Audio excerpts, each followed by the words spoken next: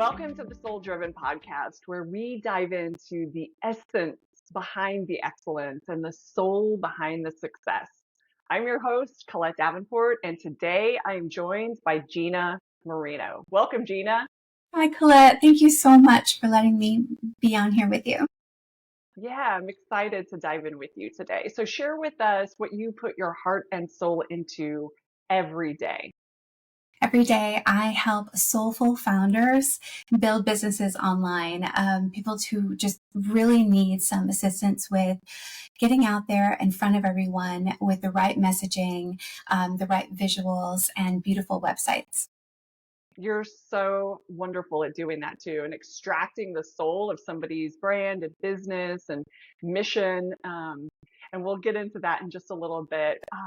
I really want to thank you for being willing to have this conversation with me today, because this is not your typical podcast. We're not here to perform. We're not here to, sell anything. We're actually here to see who you truly are and what your art is, what your business is, what your mission is that has come from within you.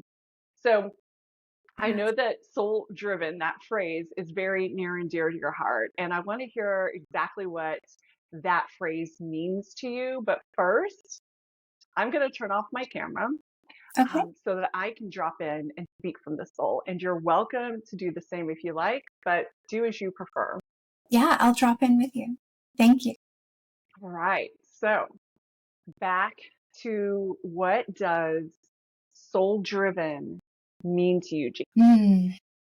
It's definitely a deeper meaning for me, because when I started building out my business, it was from a service place, a place of service to help others truly understand what their guideposts are and who they are and what they're called to do and what that incites in them and what makes them fully come alive and how to monetize that.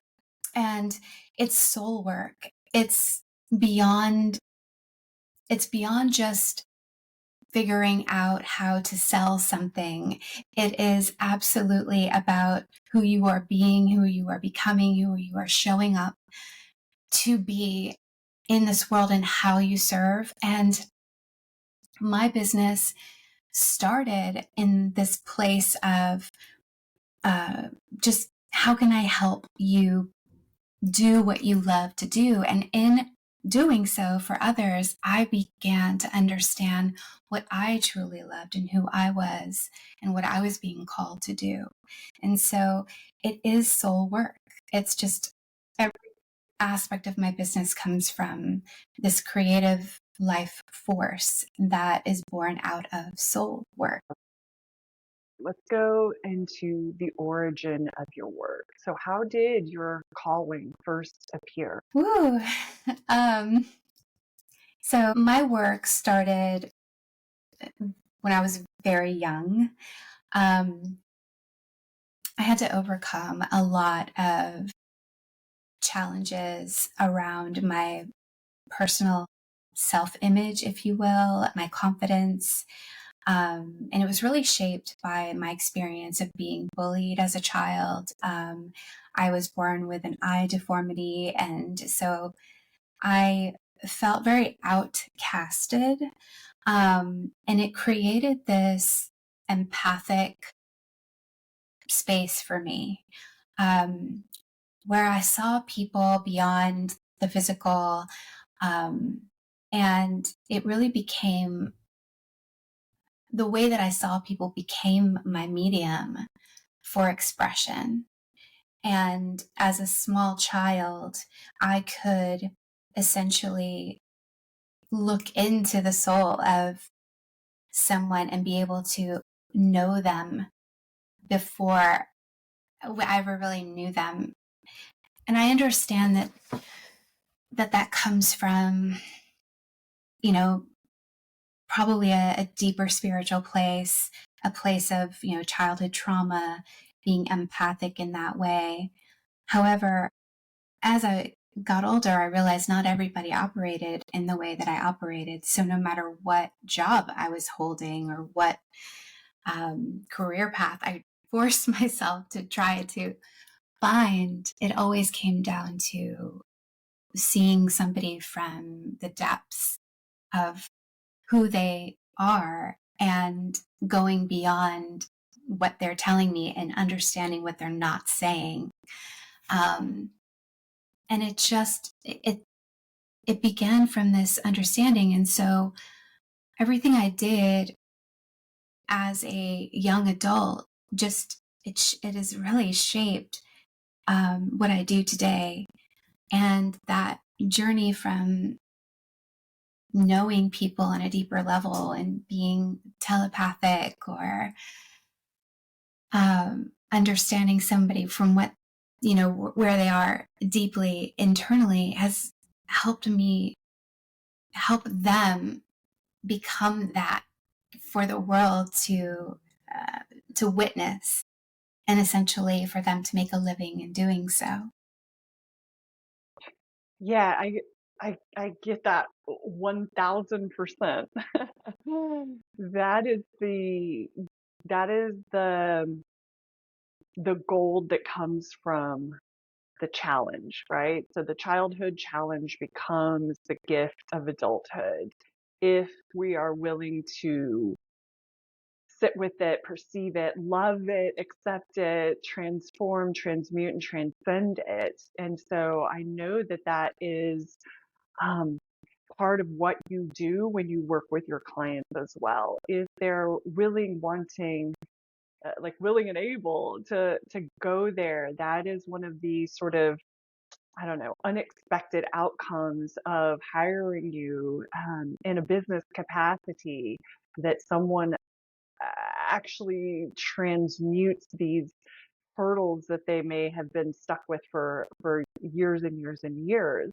And so not only is the business blossoming and blooming as a result of that alignment, that freedom, that liberation, but also that individual, the client, the person has, I don't know, awakened on some level as well. When your real story starts to emerge, there's this feeling of confession. And I think that the understanding of who you are and doing the real work and going into the deeper places for expression so that your story can be experienced by others and can be found to be related to. It's almost as if we all have this like sacred sanctuary, and we know that it's messy and it's uncertain, and that we know that exposing it is extremely volatile. Like it's scary. And my experience with feeling really almost just phobic about being seen has really held me back in my life in so many ways. And now I can be in the experience with someone and I can help them be in those feelings, and I can coach them out of those feelings just because I understand them. I'm not someone saying, oh, you'll be fine. It's fine. Just get in front of the camera. Oh, just fine. Just tell your story. It's not about that. I really understand like the purity of those feelings at their core. And I can help someone build the foundation of their story and take it one step at a time to unravel and to open and to take each piece and really create each level of storytelling. Just basically taking your expression from being hidden and hiding behind it to, taking it for all of us to see. Mm. And I call that my process of alchemy. I'm consider myself an alchemist from that place of taking that fear and turning it into boldness, and taking your wounds and turning them into wisdom, and showing people what that is and embodying that. But it takes, champions need coaches and people who are trying to show their mastery and share their mastery. You get stuck. I'd love to speak to that stuckness. Yeah. So share with us what your stuckness has been. What's been that big hairy monster on your path? That's such a beautiful question because it has so many layers. Brand paralysis is real, and I don't want to be a feature on the cover of a magazine. I want to be someone that seeps into your life and is unforgettable. And I know that that's a very unsafe feeling for people because it's just an unsafe experience, because not everybody wants to be famous. Not everybody wants to be on the cover of a magazine, but we don't want to be forgotten. And I think that's just like a delicate balance of intimately connecting to your audience and at the same time believing that your audience wants you there. And I think that I've definitely felt that process of, I'm going to fail if I try too hard, and I'm going to succeed. And if I succeed, am I really ready to be good and be great and be unforgettable? Am I ready for that?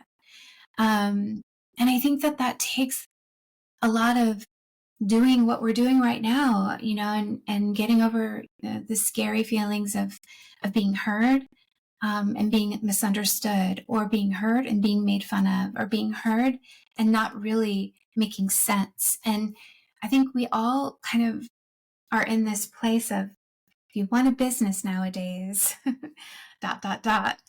And I think that it's okay to feel like you're treading water for quite a while until you feel like, okay, I've immersed myself in this now. And it's okay for me to just go in, dive deep, be in it, be completely imperfect. Yeah. What would you say to somebody specifically who is treading water, flailing, grasping for, I don't know, the right words, let's say, to articulate the message of their soul, which is also the brand of their business? What would you say to that person who's there right this moment listening to this? You want to position yourself, but starting from knowing your roots. So why do you do what you do? And the why is so important. We all hear about the why. And so I'm going to bring you through what the why means, because I think that's really important. So identifying your anchor. Your anchor is your core message, is the core thing. It's the thing that you do that you want to be remembered for. Your anchor is what keeps you completely foundational always. I think when people think of your work, they have a feeling. And what is that feeling that you want that you want to leave behind, that people will remember you for? And when they're engaging with you and your brand, what is what's the empowerment that you offer to them? What is the problem that you are solving? I would like to take that one step further, and I'd like to say, what transformation will they have with you? So now that we can identify your why and we understand the core message that's coming from that, you want to be thinking about what's the outcome, because the outcome that they have with you is unlike any outcome they'll have with anything or anyone else. And so that would be the start, that we could just start from there. Yeah. Yeah, I think that's a great starting point to consider. I don't want you to give all your secrets away, but take me back to Hairy Monster, that place that you on your path have gotten, stuck or confronted, or because there's always something that brings us to um, greater truth, a greater understanding, or awareness. And I want to get to where that has occurred for you. And I know it's ongoing, but if you were to look back on your path, Gina, like what's that big ass hairy monster that called you forward? I think it was a culmination of different fears. Um, Being very vulnerable and having this relentless ache of feeling unworthy, unseen, unlovable. Um, and that is a really big thing to overcome, and then coach other people in how to do it, because it doesn't just go away. It's a consistent healing process of what is really true, and understanding that a lot of what I was fearing was limiting belief. It was a limiting belief system. And it was this constant loop of, just like I said, just relentless, that I just was unacceptable. I was um, not smart enough, not good enough. Um, and that the world was deeming me these things. And none of that is true. Um, so the big scary moment. When did you learn that it wasn't true? Yeah, well, I guess, gosh, this is very vulnerable, but that's what we're here for. It is. I found myself in a beautiful success story. Very, I could say that I was making more money than I ever made before. I had celebrity clients. I had an incredible body of work. And something started to happen that I wasn't anticipating. And I didn't know why. And what was going on was my communication style was not working for me anymore. I was working with people that communicated differently. And I just felt like what kept coming up was it was their fault. And like what kept coming up was, well, they just keep doing this to me. But it was several people, and it was happening differently in different situations. But I was feeling the same about everyone, and it was terrifying to think that I was going to lose it all. And I couldn't figure out what was going on. I'm not sure if this is making sense, but I will get there. 100% it is. Okay, I was burning out, and I physically, mentally, and spiritually burning out. And I just kept telling myself, I can handle it. I can do this. Um, and I was extremely challenged at that point, because it no longer felt like I was this deeply rooted, loving person who was accepting of everyone, who could just let people into my life and work with anyone. I realized I didn't have boundaries. I was so fearful of rejection and judgment that I was just letting people walk all over me, blah, blah, blah. But this was just like, I came to a crossroads where I just wanted to burn it all down and move to another country. Um, like, I cannot do this way. And what I learned, this was all me. I had to point at myself. No one else was doing anything to me. But I was digging a lot of holes I felt like I couldn't get out of. I was working with quote unquote very difficult clients. And I finally had to look at myself and say, what are you doing? What are you going to do with all of this? There's so many layers to this, so it would take us probably hours for me to tell you everything, but I'm trying to give you the overview. And what you're pointing to is exactly the place on the journey where people find my body of work right? Is that critical crossroads where on some level everything looks great. The success is there, the status is there, the client base is there, things are going good, but internally you know you're sacrificing your soul and it can't take it anymore. But it's like, what do you do? Yes. Burn it all down? Yes. Right? So then there's this, a lot of times there's seeking of a solution just to like patch the leak in the raft, so to speak, so that you don't drown.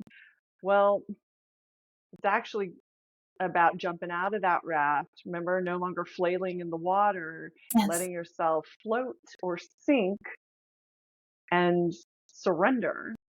And so I'm wondering if there was that moment for you and what that looked like. Yes.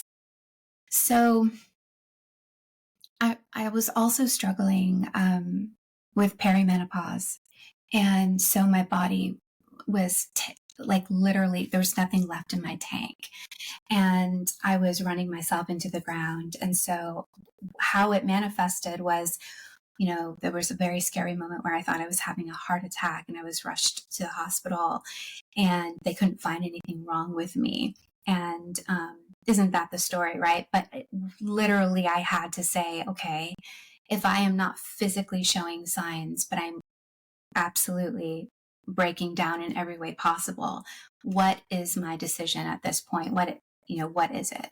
And I gave my life back to Christ. I was in full surrender, and I thought, I'm done trying to be the one in control. So I'm giving it all to you, God. And in that decision to break free from a lifetime of fear, I had to relinquish my power and accept that it was the most courageous thing I'd ever done, and that it didn't feel like how courage is supposed to feel. It felt like love. And I didn't know that I could embrace a difficult life with a broken past and be completely whole and loved. And when that happened, I felt like I was in an act of rebellion against my business. So I thought everything was about to just completely break. And as a result of that, I stood in it almost like, bring it, let's go. Like, if I'm going to break everything, then I'm going to break everything. And then what happened and what was unexpected was that because I had established myself in such a way that was busy, busy, busy, always doing, always available, always, and I got really still in this sacred stillness, I saw a version of myself that knew how to stay quiet, but I stopped avoiding risk and stopped avoiding the scaries and met it straight on. And that helped me see that holding that space for myself, everything fell into alignment. It was the most astonishing and very, very personal thing, because you can't really explain these miracles, these tiny miracles in your life to people. It's just, it's so personal. And I started my health journey in a very serious way. I sought out I had to change everything. And it wasn't, I had to change my diet.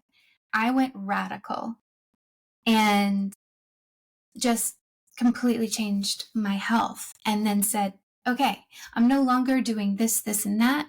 And if people don't like it, then they don't have to work with me. I found an amazing empowerment coach. I hired her on credit cards because I was like, I got to do this. I don't have the money for it, but I'm going to charge it. And I'm going to go all in. Having a coach hold me in this experience, and not in a way of like, oh, coddle, coddle, coddle. If anything, she was initiating me with fire. Having someone look at my life and know where I was at, and, having all these different pieces that I was trying to put back together.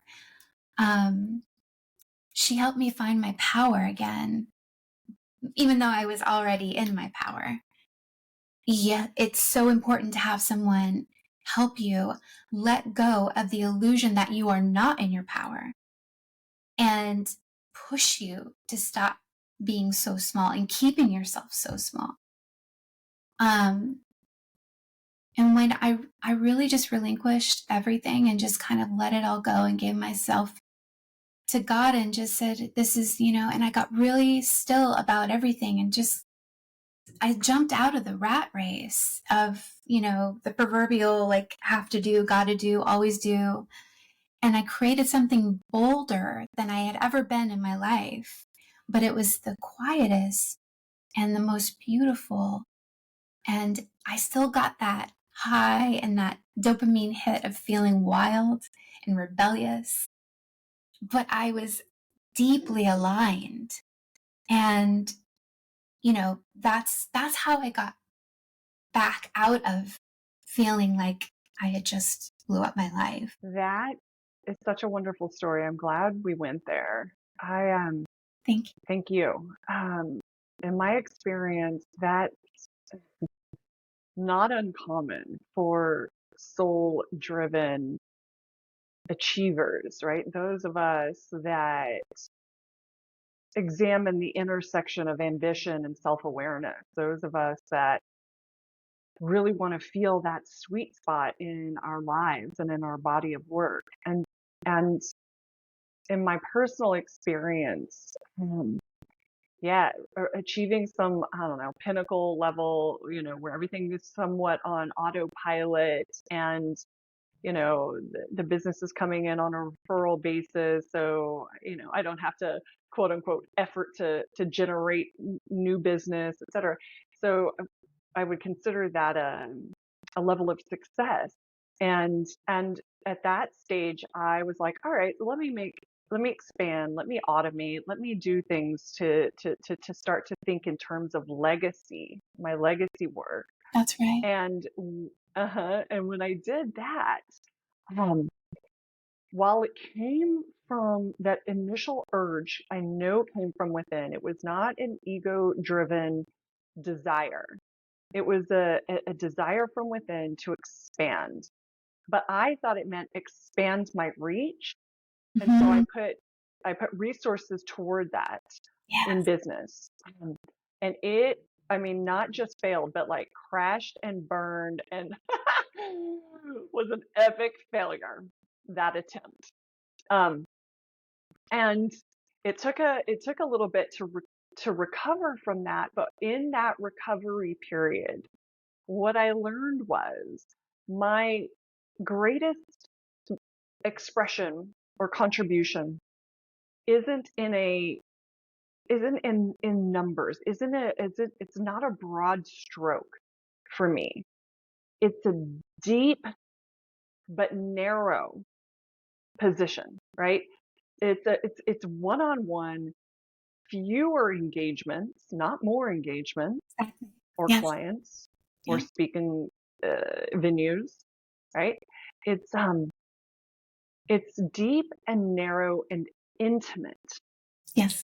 and that is where the greatest impact from my soul happens, through my body of work.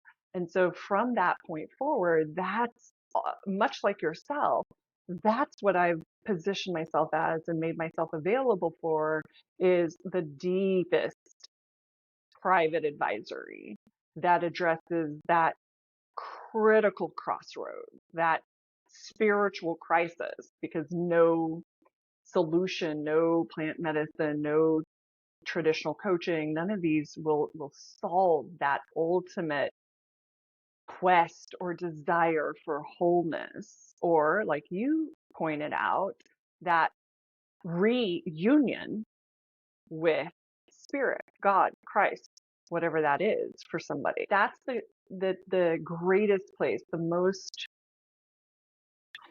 significant and impactful place that my work is designed for. So with that in mind, what is the most significant and impactful place that your work, that you are designed uniquely for, Gina? I need 7 more hours with you. I feel like there's so much to say, but I want to speak just to what you said about a spiritual crisis. I do want to say that it does force you to confront parts of yourself that you've been avoiding. I definitely think that that's the biggest piece of it. Because it disintegrates the identity that you've wrapped yourself in. And you work with me, and all of a sudden you're like, whoa, this is not what I expected. Because you come to me and it's going to be uncomfortable at times. It's going to be raw at times. I'm going to help you dismantle some of those illusions that you've been protecting yourself from. We're going to be a little prickly together. It's going to be a lot of pushing. There's going to be a lot of opening. But what comes from that is no longer like an inherited story or a lineage that, it's not that. It really, truly is. What is it for you? What are you waking up every morning, making your coffee and going to do? It's not about what I think you should do. It's not about what anyone else thinks you should do, but from a place of truth of who you really are and captivating your audience, becoming unforgettable, irresistible. It's because you are creating for you. And that for me is the most beautiful aspect of my work to witness. It's this honest, grounded, beautiful witnessing of your life unfolding because you have trusted someone to help you see yourself and to be reminded of your brilliance. And I don't just tell you how to do it. Like, we literally roll up our sleeves. We're 4 hours in. We've written copy. We've created messaging. We've created graphics. We know, like, for the next 9 squares on your Instagram, this is what we're saying. This is what we're doing. This is the automation. I mean, I help you see it all, feel it all, do it all. And when you work with me, you don't walk away with, oh, I wish I knew somebody who could help me do that because that was a good idea. It's done. So that's really how I feel that this work impacts others, is like, it's just this full on experience. So, yeah. Yes, girl. Yes, I felt that. One of the things I heard you say as you were speaking, and then you said the word truth.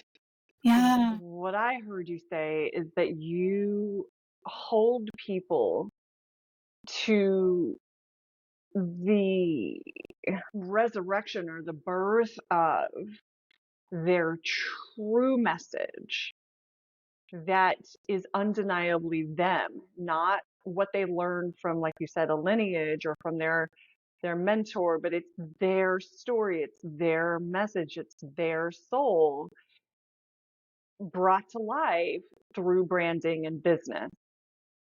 Absolutely. And that can get prickly. I like that word.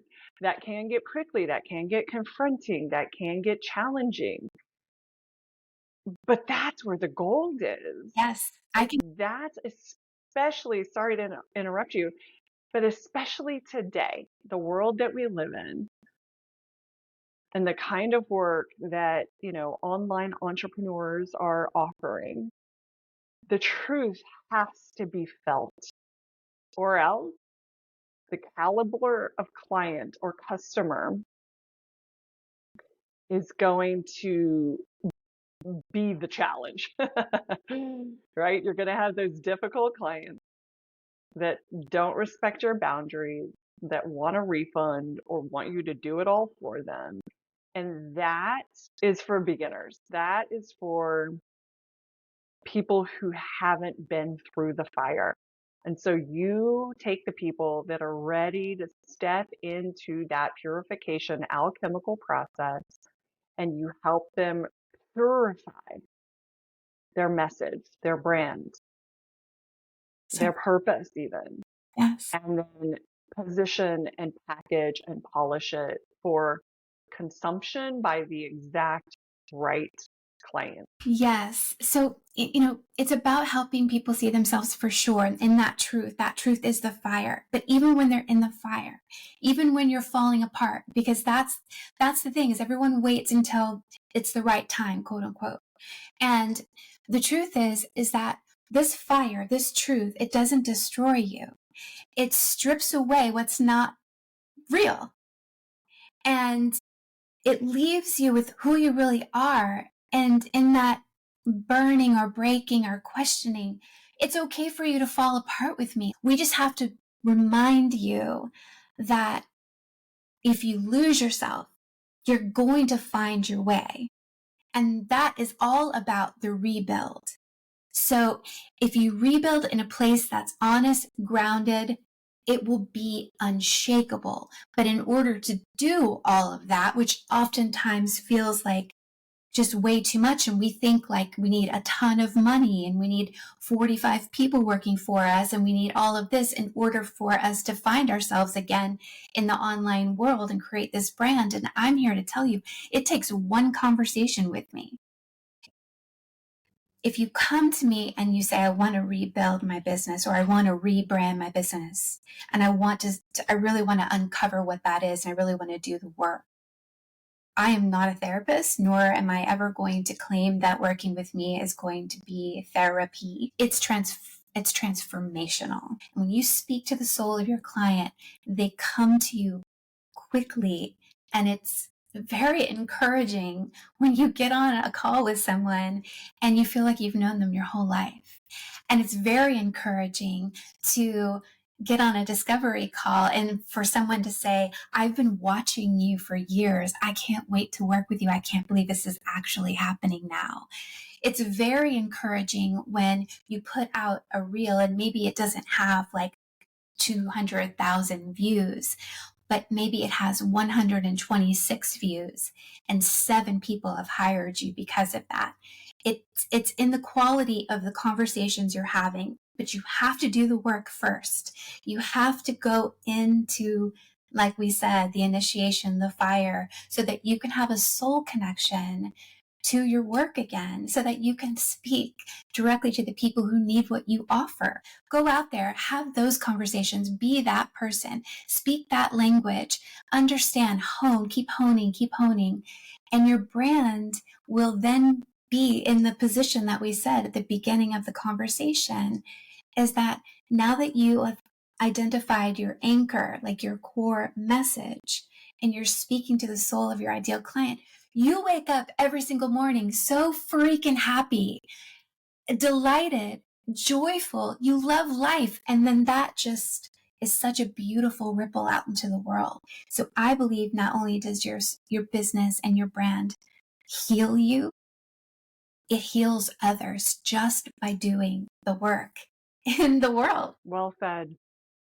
I agree. The greatest service that we can do to this world, to others, is to know thyself first and foremost and be thyself. So if we can just do that one thing, and not gonna lie, it's not for the faint of heart, but the part of you that remains after you've walked through the fire Yeah. is the part of you that could never be burned. Never be burned by criticism, never be burned by a wound, a trauma, a failure, anything that this world can throw at you cannot be touched by that part of you that wants to come forth. And so bringing that part of you forth, living from that untouchable, undeniable truth of you is the greatest service that you can provide to this world. So that, I know, is something that you help people do in the context of business and branding. And so thank you for doing what you do. Thank you for showing up to have this conversation. Thank you for sharing your vulnerability and your truth. Is there anything you'd like to share that I haven't asked yet as we wrap up? Oh, thank you so much for that. Thank you for the work that you do, Colette. Thank you for raising the frequency for all of us just by doing what you do and just being alive. But I want to remind everybody of the joy that comes from doing the work and how different you are, how you can really stand out is being in that joy. The goal is to take something that's really beautiful, heartfelt, centered, make great money doing it. And also part of the legacy may be to sell it someday or to profit in a different way from it. And I think if you're feeling it, it's time. And make the day that you decide to do it, make it part of your story so that one day, 11 years later, you can be talking about it with someone else like we are. Like, just do it, just start it. And give me, a call and I'd be happy to help. So, Perfect. So where would you like our listeners to connect with you further? yes, we do it all. So it's a full service boutique. It's called soulfulbrandboutique.com. You can also find me at Gina, Jeana Marino photography.com. I do have an offering where we can work together 4 times a year. That's 4 photo shoots, 4 brand strategy sessions, and monthly calls. It's called Brand House. It's interesting. Some people come to me and they say they want to do one thing, and then after we really uncover it, it creates this other path. So we'll figure out what that actually is. We'll lay it all out. We'll create your services, your offerings, your automations, your marketing, everything. We'll build your website so it's beautiful and you can have a home to bring everybody back to it. We do strategy, social strategy, and also all of your photography, which is really fun. Yeah, so it's a full service suite, and we say all the time, people will comment about, well, you just use ChatGPT and blah blah blah, and that's true. But my thought is that I'm going to continue to build genuinely human brands, even if we are using some AI on the side, because I want people to know that I'm very efficient and we are very efficient with using AI, but this really is a done with you experience that they can ultimately be authentically themselves. And so that's I love that. part that's important. Yeah. Yeah, I love that. A genuinely human brand. That's a big takeaway for me from this conversation. That's what Yes, you do. yes, for sure. Because yeah, AI is efficient, but man, it doesn't have soul. No, and I do think that it never will. I think that it never will. That's a whole other conversation. Yeah, save that one for another day. Yeah, it's Well, really Gina, thank you so much for diving in with me today. And to our listeners, thank you for tuning in. yes. If you'd like to be a guest, you can go to souldriven.org. Thank you so much, Colette. This has been a real joy.